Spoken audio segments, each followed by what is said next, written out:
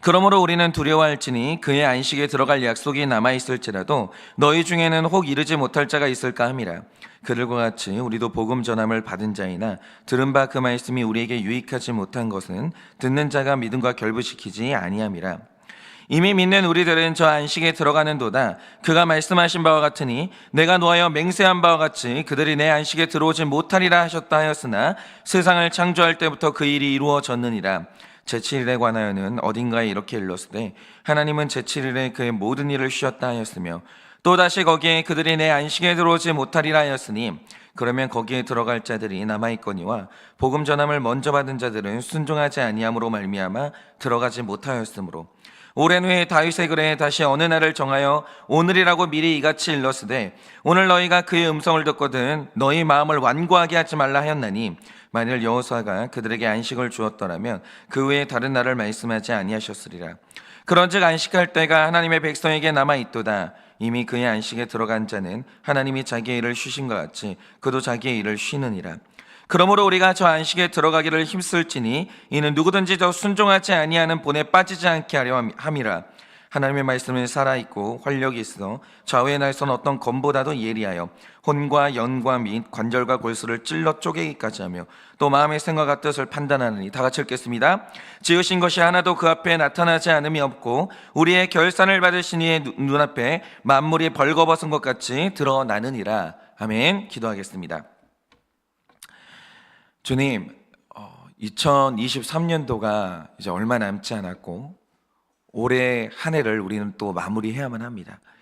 그런데 주님께서 이 연말에 우리에게 히브리서 말씀을 주시면서 너를 봐야만 한다고, 이 마지막으로 너를 점검해야 된다라고 오늘도 우리에게 애타게 말씀하여 주십니다. 주님, 오늘 우리가 봐야 될 내 모습은 무엇입니까? 나는 주님 앞에 올바로 서 있습니까? 나는 지금 어디로 가고 있습니까? 주님, 오늘 이 히브리서 말씀을 들으면서 우리가 가야 될 자리에 서 있게 하시고 우리가 가야 될 곳으로 가게 하여 주셔서 올바른 방향으로 그렇게 이 한 해를 마무리할 수 있도록 주님이 은혜를 허락하여 주시옵소서. 주님, 말씀하시면 듣겠습니다. 말씀하여 주시옵소서. 예수님의 이름으로 기도드립니다. 아멘. 네, 우리가 지금 히브리서를 묵상하면서 어저께는 우리 자신의 마음에 대해서 우리가 그 하나님 앞에 강팍하게 된다라고 할 때 우리가 이제 보지 못하는 우리의 마음의 문제에 대해서 좀 이렇게 묵상하면서 나눴었는데, 오늘 우리가 하나님 앞에 지금 전혀 다른 이제 그 냉소의 길, 지금 우리 안에 이제 불신이 자리 잡는다라고 할 때 지금 이 시대의 문제, 우리가 살아가고 있는 시대의 문제는 무엇인가, 이것을 좀 우리가 좀 묵상하려고 하는데요. 여러분, 지금 이 시대는 굉장히 무서운 시대거든요.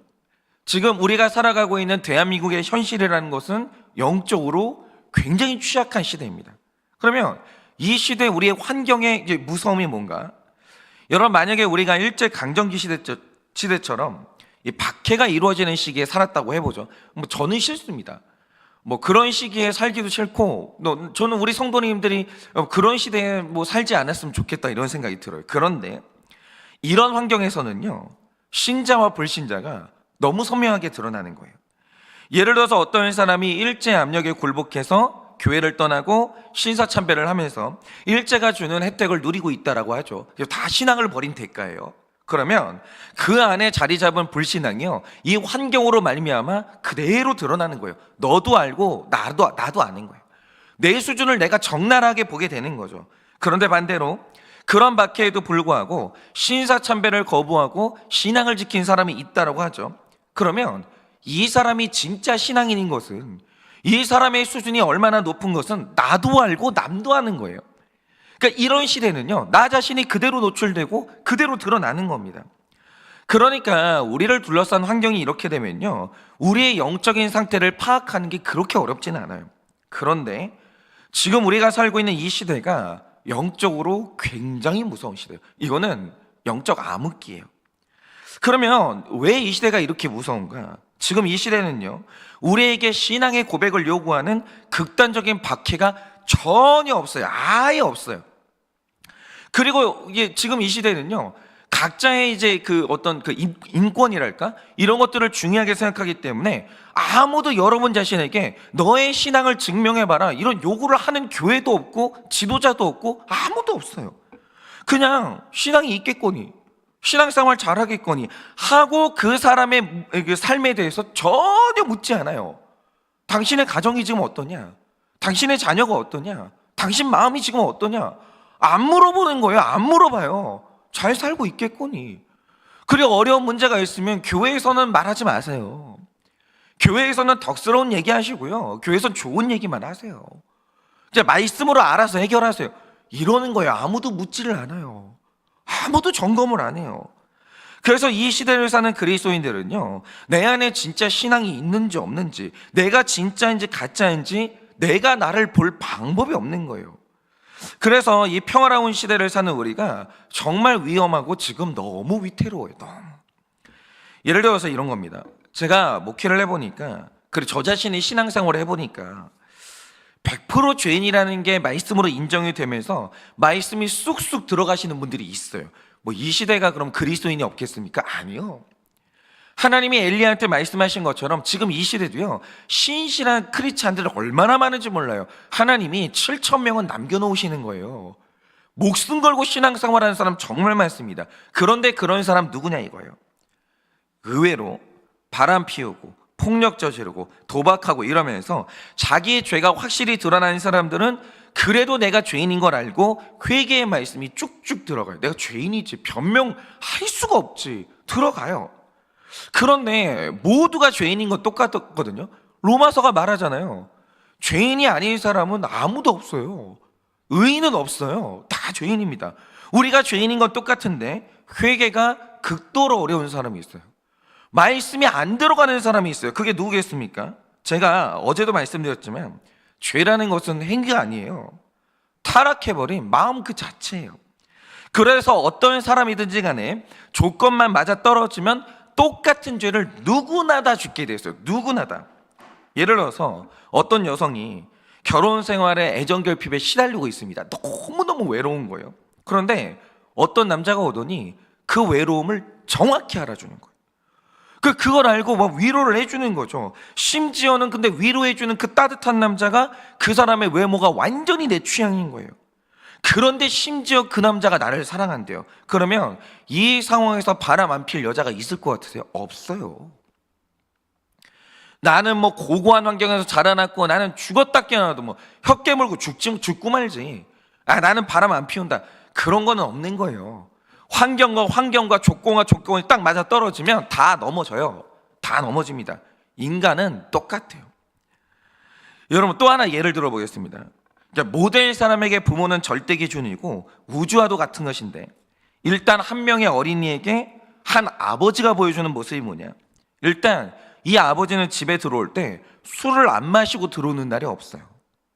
그런데 오면 엄마랑 죽일 듯이 싸우고, 그러다가 흥분을 가라앉히지 못하면 집에 있는 물건들을 다 때려 부십니다. 그러다가 다음날 술이 깨면요, 마치 다른 사람이 된 것처럼 조용해지는데 지난밤에 내가 했던 행동들을 미안하다고 말하거나 후회하는 모습을 전혀 말하지 않아요. 마치 아무 일이 없다는 듯이 회피하고 가족들하고는 한마디도 안 하는 아버지가 있다라고 하죠. 그래서 즐거움은요 다 바깥에서 찾는 거예요. 이 인생의 즐거움이 바깥에 있는 아버지가 있다라는 거죠. 집에 와가지고는 맨날 술 마시고 술 주정하고 때리고, 그게 아니면은 그냥 회피를 하는 거예요. 그런데 이런 아빠랑 사는 엄마는요, 그런 아버지랑 살면서 미칠 것 같은 거예요. 답답한 거예요. 그러면 여성들이 이렇게 답답할 때 결국 푸는 대상이 누구냐? 자녀밖에 없어요. 아이들 앞에서 아빠를 짐승처럼 무시하고 비난하는데 그 끝에서 이 엄마가 꼭 하는 말이 뭐냐? 내가 너희만 아니었으면 진작 이혼하고 새 출발했을 텐데 너희 때문에 이혼도 못하고 내가 산다고 이러면서 녹음기를 틀듯이 날마다 똑같은 원망, 똑같은 비난을 하는 엄마가 있는데 이 아이가 그 가정에서 자라나요. 이건 제가 들었던 실제 사례예요. 만약에 어떤 어린아이가 이런 환경을 겪고 자랐다라고 하죠. 이 아이가 성인이 됐어요. 분노가 없는 게 가능합니까?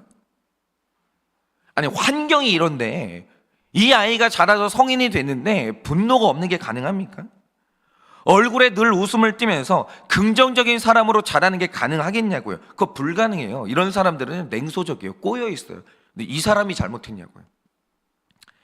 여러분, 이 세상에서 가장 긍정적이고 밝은 사람을요, 딱 그 환경에 갖다 심어놓고 2년만 살게 하면요, 누구라도 똑같아져요. 심리적인 질병 똑같이 찾아오고요, 분노 조절이 안 되는 사람 됩니다. 틀림없어요.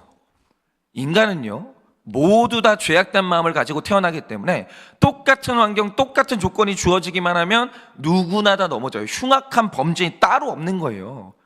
태어날 때부터 이 사람은 범죄자로 태어났다, 이런 거는 없는 거예요. 다 똑같은 상황 주어지면 누구나 다 그렇게 될 수 있다는 거죠. 그러니까 사람이라는 건요, 환경과 조건이 맞아떨어지면 예외 없이 악한 본성이 나오게 되어 있다는 거죠. 그런데 오늘 내가 긍정적이고 사람한테 관대하고 도덕적으로 살면서 양심을 지키고 있다라고 하죠. 이유가 뭘까요? 여러분, 그거 아셔야 돼요. 내가 남들보다 도덕적이고 훨씬 더 노력하고 있고 깨끗한 심령을 가져서 그런 게 아니고요, 여러분이 그냥 환경의 보호를 받은 거예요. 좋은 교육 받으신 거예요. 좋은 부모 만나신 거예요. 그거 말고 다른 이유는 아무것도 없는 거예요. 그런데 악한 인간은요, 누구라도 조건만 갖춰지면 얼마든지 최악의 범죄를 저지를 수 있는 똑같은 죄인이요, 똑같은 죄인. 그래서 제가 늘 말씀드리는 게, 그래서 구조가 중요하다는 거죠. 아내를 외롭게 해놓고 아내한테 외도했다고 뭐라고 하지 마세요. 남편에게 거룩함을 요구하지 않고 남편을 방치해놓고 성적으로 넘어졌다라고 뭐라고 말하지 마세요. 구조를 그렇게 만들어 놓고 남편한테 최소한 그 거룩이 얼마나 중요한지 요구도 안 해놓고 남편이 악하고 음란한 세상에서 넘어졌어요. 왜 비난을 해요? 아니, 그 가정이 평소에 거룩한 걸 중요하게 여기지 않았잖아요. 아니, 고양이 앞에 생선을 갖다 놨으면서 고양이가 생선을 먹었다고 뭐라고 하면 어떻게 합니까? 말이 안 되는 거죠. 여러분, 우리 삶의 구조가 그렇게 중요해요. 오늘 내가 내 자신을 지키고 살아가는 이유는 하나님이 은혜를 주셨기 때문이에요. 그 은혜 없잖아요. 다윗처럼요, 다 넘어지는 거예요. 어떤 신자라도 다 넘어지는 거예요. 그래서 우리는 다 똑같이 죄인이에요. 그러니 죄라는 것은요, 드러난 죄와 드러나지 않은 죄가 있을 뿐이고 세상에 의인은 한 명도 없는 거예요. 한 명도. 그러니까 지금 본인이 남들보다 의로워서 반듯한 삶을 살고 있다고 생각하시는 분, 얼마 전에도 이제 이런 얘기를 들었는데, 남편분이 어떤 잘못을 했습니다. 근데 이 아내분이 너무너무 괴로워하는 게 뭐냐면, 내가 이 남자랑 똑같은 죄인이라는 게 정말 그게 인정이 안 된다는 거예요. 난 죄인인 게 맞는데 그래도 나는 경범죄인이고 이 사람은 중범죄인 아니냐, 이게 너무너무 어렵다는 거죠. 그런데 그렇게 생각하시는 분은요, 자기 자신을 너무 모르시는 거예요. 여러분 안에 똑같은 악이 있다는 거죠. 그런데 드러나지 않은 죄인들의 문제가 뭡니까? 죄가 밖으로 드러나지 않은 나와 드러난 죄인을 비교하면서 내가 어떻게 저런 범죄자와 똑같은 죄인인지 이게 마음으로 굴복이 안 되는 거예요. 그리고 내가 지금 사회적으로 사람들하고 문제없이 살아가고 사람들한테 인정받고 살아가니까 내 내면 안에 어떤 불신이 있고 어떤 죄가 있는지 지금 전혀 모르고 있어요. 전혀. 너무 많은 사람들이요, 말로는요 자기가 죄인이래요. 사실은 인정 안 하고 있어요. 모르고 있어요. 전혀 내 마음 상태를 모르고, 심지어 자신이 굉장히 좋은 그리스도인인데 교회가 너무 구시대적인 가치관을 가지고 있다거나 교회의 가르침은 현실과 맞지 않는다라고 하면서 자신이 걸어가고 있는 인본적인 삶은요 전혀 문제의식을 못 느끼는 거예요. 그래서 지금 이 시대는요, 말씀과 아무 상관없는 삶을 살아가고 심지어 죄의 길을 적극적으로 걷고 있는데도 자신이 좋은 그리스도인이고 구원받았다고 확신하는 분들이 너무너무 많아요. 우리가 지금요, 이 시대를 사는 우리는 저를 필두로 해서 너무 나를 몰라요. 너무 자기 자신을 몰라요. 내가 얼마나 지금 하나님 말씀에서 벗어났는지를 전혀 몰라요. 그래서 이 시대는요, 우리 거의 모두가 다 자기 자신한테 속고 있어요. 지금 속고 있습니다. 그러면 우리의 고민은 이런 것이죠. 어떻게 하면 나 자신을 모르는 무지에서 벗어나서 정확히 내 자신을 보고 나를 점검할 것인가? 자, 여러분이 오늘 말씀 7절을 보시면 이렇게 말합니다. 너희가 그의 음성을 듣거든 마음을 완고하게 하지 말라, 이렇게 말씀하십니다. 오늘 이 말씀이 정말 중요해요. 여러분, 지금 여기에서 이제 마음이 완고하다는 것은 마음이 딱딱한 상태, 심각하게 굳어진 상태를 의미하는데, 이걸 실제적으로 말하면요, 우리 몸의 거의 대부분은 이 신경이 이제 뻗쳐 있기 때문에 뭐 만지고 자르고 이러면 고통을 느낍니다. 그런데 이 손톱 같은 경우에는 이 딱딱하고 신경이 없기 때문에 아무리 찔러도 안 아파요. 그리고 심지어 잘라내도 통증을 느끼지 못합니다. 그런데 여기에서 완고해졌다는 말의 의미가 딱 이런 거예요. 사람의 마음이 완고해지면요, 아무리 말씀을 들어도 아프지 않아요. 그러니까 지금 그 사람이 뭐 사회적으로 도덕적으로 뭐 어떤 평가를 받냐, 이게 중요한 게 아니라 말씀을 듣고 내가 뭘 느끼냐가 정말 중요해요. 아무리 말씀을 들어도 이게 내 말씀으로 안 들리고 전혀 아프지 않다, 지금 심각한 영적인 이 경화 현상이 온 거예요. 여러분, 지금 완고해지고 있으신 겁니다.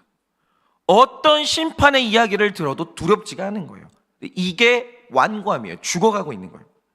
그런데 오늘 본문에서 말하는 완고함은요, 약간 이 추상적인 의미로 사용되는데, 시련이나 박해나 죄의 유혹으로 인해서 하나님에 대해서 불신앙을 가진 상태, 이것을 완고하다는 말로 이제 표현을 한 거예요. 특별히 어제 본문은요, 시편 95편 7절부터 11절을 인용하고 있는데, 시편 95편은요 성경에서 두 가지 사건을 이제 배경으로 쓰여진 겁니다. 첫째는 출애굽기 17장에 애굽을 나온 이스라엘 백성들이 르비딤에 갔을 때 물이 없다는 이유로 모세에게 불평을 하면서 반기를 들었던 내용이 나오죠. 그렇게 있고, 또 민수기 14장에 가면 모세가 12명의 정탐꾼을 보내서 가나안 땅을 정탐하고 오게 되는데, 거기서 10명이 그 땅을 악평하면서 이 보고로 인해서 이스라엘 전체가 울고 낙심하게 됐고 하나님의 진노를 촉발했던 사건이 시편에 기록되어 있습니다. 그런데 이 모든 사건은요, 애굽에서 나온 지 채 1년이 안 된 12개월 만에 이루어진 사건이었어요. 이 결정적인 반란의 사건이, 이 불평의 사건이 불과 구원받고 1년 만에 이루어진 사건이라는 거죠. 그러니까 어제 말씀은 이 예를 들면서 너희는 너희 조상들과 똑같은 죄를 지으면 안 된다라는 거예요. 그런데 우리가 이런 기록을 읽으면서 우리가 이런 생각을 할 수 있죠. 도대체 여러분, 민수기 성경 읽으면서 그런 생각 안 하셨습니까? 도대체 이놈의 백성들은 왜 이렇게 불평이 많나? 뭐 때문에 이렇게 눈만 뜨면 불평을 하는가? 왜 그랬을까요? 여러분, 이거 중요한데 생각을 해보세요. 이들이 광야에서 40년을 살았는데 그 40년은 기적의 연속이었습니다. 여러분, 광야는요 일교차가 어마어마하기 때문에 낮에는 더위 때문에 힘들고 밤에는 추위 때문에 얼어 죽어요. 그런데 놀랍게도 여러분, 낮에는요 갑자기 이들이 걷기 시작하면 200만 명을 남김없이 덮는 구름이 그들을 이제 덮었는데, 구름이 그들을 계속 따라다녀요. 그리고 밤에는 200만 명의 추위를 견딜 수 있는 불기둥이 나타나고 그들을 밤새 지켜주기 시작합니다. 이거 기적이죠. 아니, 세상에 어떤 구름이 40년 동안 매일 나타나요? 200만 명을 덮는 구름이. 그런 구름이 사막에서 어떻게 일어납니까? 사막에 물이 없는데, 올라갈 수증기가 없는데 어떻게 그렇게 거대한 구름이 나타나요? 이거 기적이죠. 여러분, 만약에 우리가 어떤 연료를 쓰면 200만 명의 추위를 견디는 불기둥을 40년 동안 계속 불을 뗄 수 있겠습니까? 불가능하죠. 여러분, 이스라엘 백성들이요 이런 기적을요 40년 동안 일상적으로 체험했습니다. 그건 기적이었어요. 그러니까 일어날 수도 있고 아닐 수도 있고, 이게 자연현상인가 초자연 현상인가 헷갈린 현상이 아니라 너무 확실하게 40년 동안 하나님 앞에서 기적을 경험했다는 거죠. 그런데 이런 기적 가운데 살면서도 늘 불평해요. 사람 마음이 그게 문제인 거예요. 은혜를 못 받았기 때문에 불평이 나오는 게 아니에요. 그러니까 잘 들으세요. 기적이 끊어져서 불평이 나온 게 아니고요, 이들이 불평을 하고 있을 때는 여전히 하나님의 은혜가 공급되고 있었고 기적은 계속 일어나고 있었어요. 근데 불평이 터지는 거예요. 그러면 이런 이유가 뭐냐라는 거죠. 그 원인이 바로 불신이었다라는 거예요. 한번 인간의 마음에 불신이 생기면요 말씀이 안 들어가요. 딱딱해지는 겁니다. 그러면 이들 마음에 불신이 생겼던 이유가 뭐겠습니까? 자, 여러분이 출애굽기 13장 17절을 보면요, 하나님이 이스라엘 백성들을 약속의 땅으로 끌고 가시는데 애굽에서 가사로 이어지는 이 무역로가 있었거든요. 그러니까 블레셋을 통과하는 무역로가 있었는데 하나님이 이들을 그 길로 끌고 가지 않으십니다. 그리고 광야로 뺀 다음에 남쪽 광야로 통과하는 길로 이끄시는 거예요. 그런데 이 두 가지 길 중에서 훨씬 더 좋은 길이 뭐냐? 당연히 무역을 하는 길이죠. 아니, 광야길이 뭐가 좋겠어요? 이 무역로로 가면요, 이집트에서 가나안 땅까지 직선거리예요. 그래서 만약에 이스라엘 백성이 무역로로 갔으면 이들이 짧게는 3일, 길게는 일주일 만에 가나안 땅에 도착할 수 있었어요. 그런데 하나님께서 그 좋은 길을 놔두고 이들을 삥 돌아가지고 광야로 뺀 다음에 거기로 인도하셨다는 거죠. 그런데 이스라엘 백성들은요, 이게 납득이 안 되는 거예요. 저 좋은 길이 있는데, 아니, 나도 아는데 저 길로 가면 일주일이면 갈 수 있는데 갑자기 하나님이 나를 이쪽으로 빼더니 광야로 인도하시는 거예요. 이게 이해가 안 가는 거죠. 뭐 하는 짓이냐 이게 도대체. 왜 하나님이 우리를 쓸데없는 고생을 시키냐 이거예요. 그런데 이유가 없냐? 있죠. 하나님은 언제나 이유가 있는 거예요. 그런데 그 이유가 출애굽기 13장 17절에 기록되어 있는데 하나님의 말씀이 이겁니다. 만약에 이들이 무역로로 걸어갔으면 이미 거기에는 블레셋의 민족들이 버티고 있어요. 가나안 종족들이 버티고 있다는 거죠. 그들로부터 수없는 공격을 받았을 게 뻔해요. 길이 좋으니까 그 길목에 이미 적들이 버티고 있는 거예요. 그런데 이런 공격이 계속되면 이들의 마음이 지치면서 애굽으로 돌아갈까 하나님이 걱정을 하신 거예요. 그래서 조금 돌아가더라도, 조금 힘들더라도 공격받지 않는 광야로 돌아간 것이죠. 그런데 이스라엘 백성들은요, 하나님이 나를 이끄실 때 내 생각과 다르게 이끄시고 하나님이 내가 원하지 않는 이 길로 이끄시면 이게 이해가 안 가는 거예요. 아니, 저 좋은 길이 있는데, 지름길이 있는데 하나님 왜요? 아니, 하나님 나를 한 번에 합격시켜 주시면 좋잖아요. 근데 왜 이수 삼수를 하게 하세요? 하나님 왜 그러세요? 왜? 이게 이해가 안 되고 마음에 안 드는 거예요. 하나님이 내 삶에 하시는 일들이 마음에 안 드는 거예요. 그런데 이렇게 꼬여있는 상태로 이 광야에 들어갔더니 물이 없어요. 식물이 없어요. 여러 가지 어려움을 만나니까 이들이 하나님에 대해서 완전히 마음이 틀어진 겁니다. 거부라고. 말씀대로 살면 뭐가 좋냐고. 내 뜻대로 살았어야 됐다고. 괜히 내가 예수 믿어가지고 쓸데없는 고생했다고. 이러면서 완전히 마음이 틀어진 거예요. 완전히. 그리고 이들이 마음이 딱딱해진 거예요. 완고해진 거예요. 그리고 그 다음부터는 하나님이 모세가 아무리 말을 해도 이 백성이 듣지를 않는 거예요. 그런데 사람의 마음이 완고해질 때 결국 이유가 뭐겠습니까?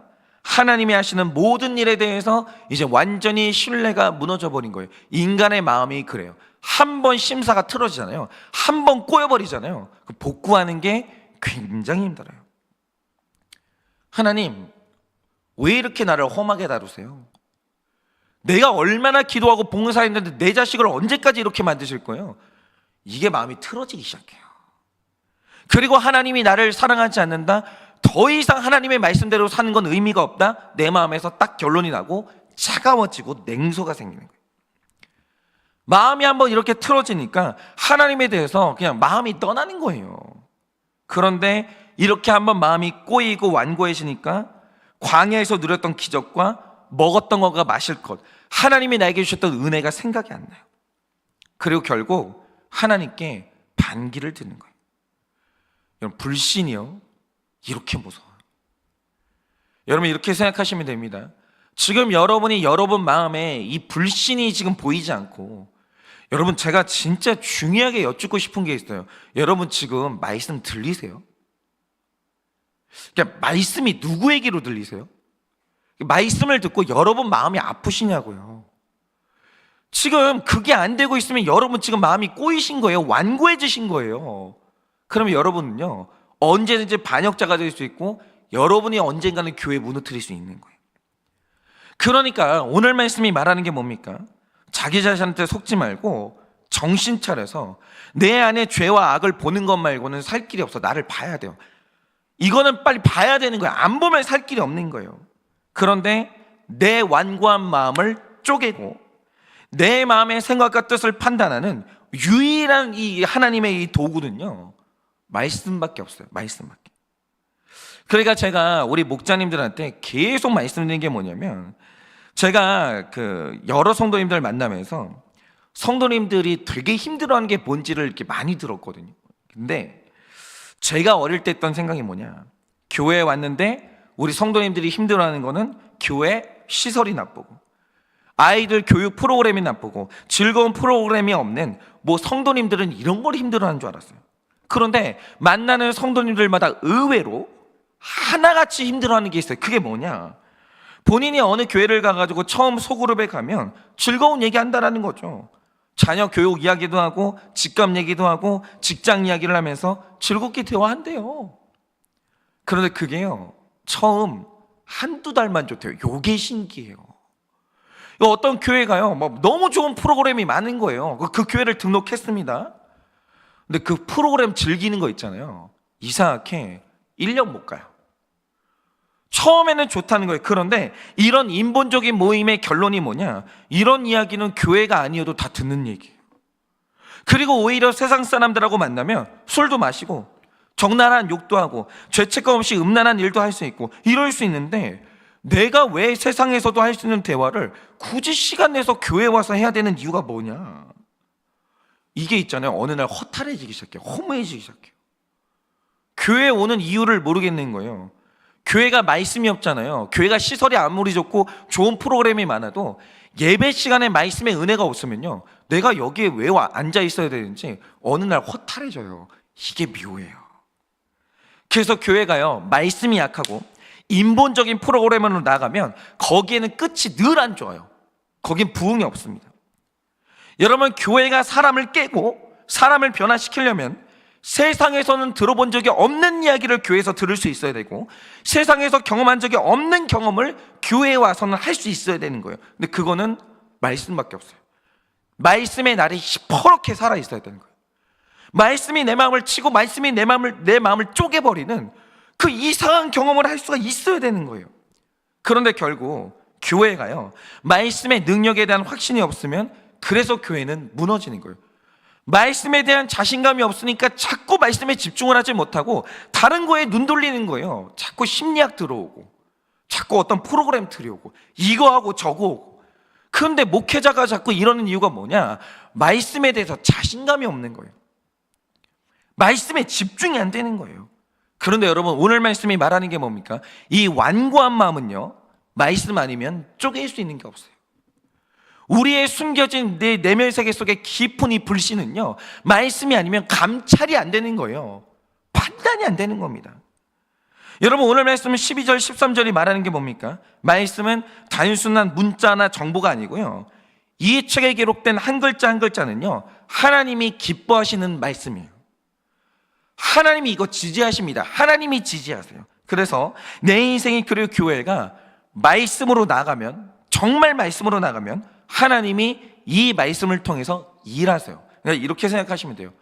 기적을 보고 싶다, 내가 하나님을 만나고 싶다, 하나님을 경험하고 싶다, 말씀 벗어난 자리에는 하나님이 안 계시다고 보시면 돼요. 안 계십니다. 안 계시다고요. 말씀을 벗어나서 하나님은 일을 안 하세요. 말씀이 일으키는 가장 강력한 능력이 뭐냐, 말씀이 거짓으로 똘똘 뭉친 내 마음을 찔러 쪼갠 다음에 내 스스로 보지 못했던 숨겨진 마음의 생각과 뜻을 감찰해 주시는 거예요. 여러분, 말씀 말고는 답이 없습니다. 말씀 외에는 답이 없는 거예요. 그러니까 우리가 늘 하는 말이지만, 말씀이 살아있는 교회는 내가 말씀을 보는 게 아니고 말씀이 나를 읽기 시작해요. 이 경험이 열려야 돼요. 처음에는 내가 성경을 읽죠. 쭉 성경을 읽죠. 근데 어느 날 성경이 열린다, 말씀이 열린다는 말의 뜻이 뭐냐면, 무슨 하늘의 세계가 열리고 이게 아니고요, 말씀 보는데 내가 보이는 거예요. 말씀이 나를 꾸짖기 시작하는 거예요.